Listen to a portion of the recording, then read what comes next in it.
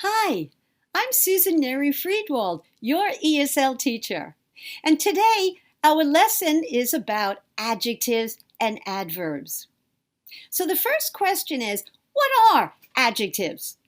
And later we will talk about what are adverbs. Let's begin with adjectives. Adjectives are words that describe nouns. And what is a noun? A noun is the name for people, places, and things. Basically the names for everything. When we want to describe the noun, we need an adjective.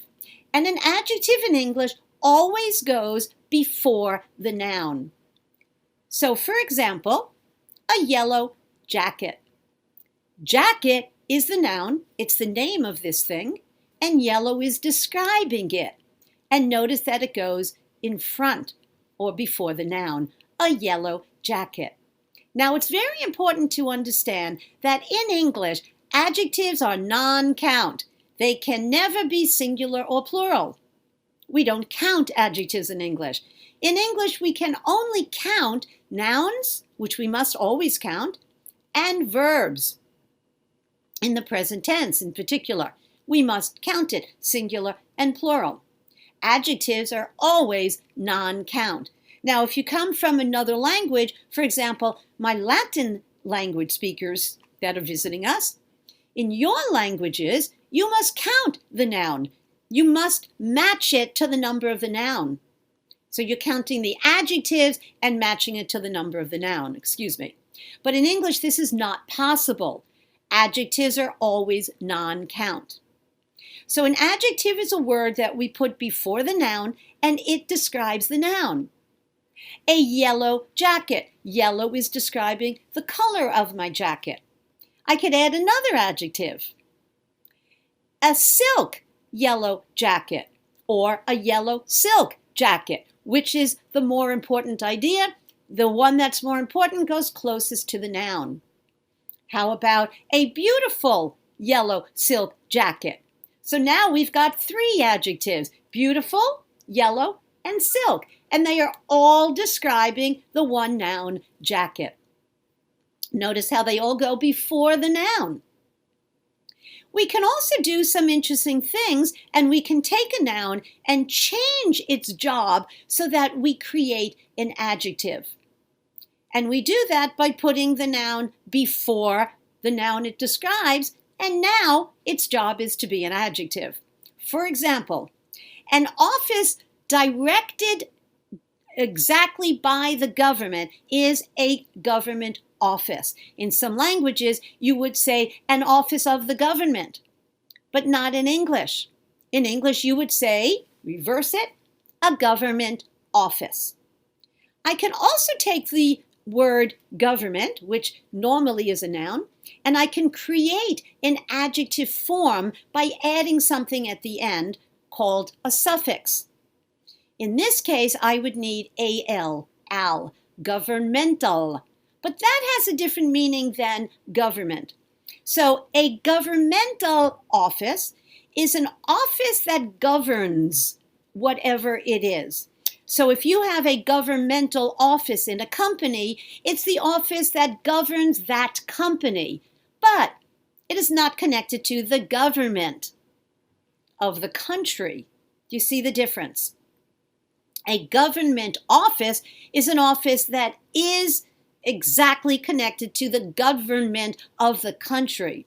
A governmental office is an office that just governs whatever section or place it is, if it's a company or a school or whatever.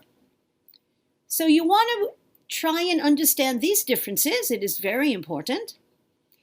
And now the next thing we want to talk about is adverbs, because they are similar to adjectives. We create adverbs by taking the adjective and adding ly. Beautiful, beautifully, as an example. So again, what do adjectives do? They describe nouns, the names for people, places, and things. What do adverbs do? They also describe, but they describe verbs or the action.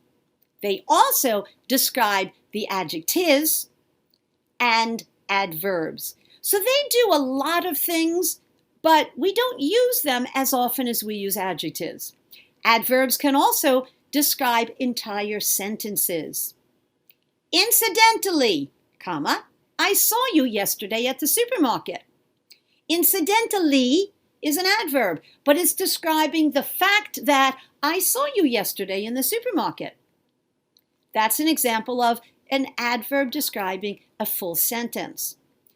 The biggest job that an adverb does is it describes verbs. So, he speaks beautifully. Beautiful is an adjective. I add ly. What do I get? An adverb describing the verb. And notice that an adverb goes after the verb it describes most of the time.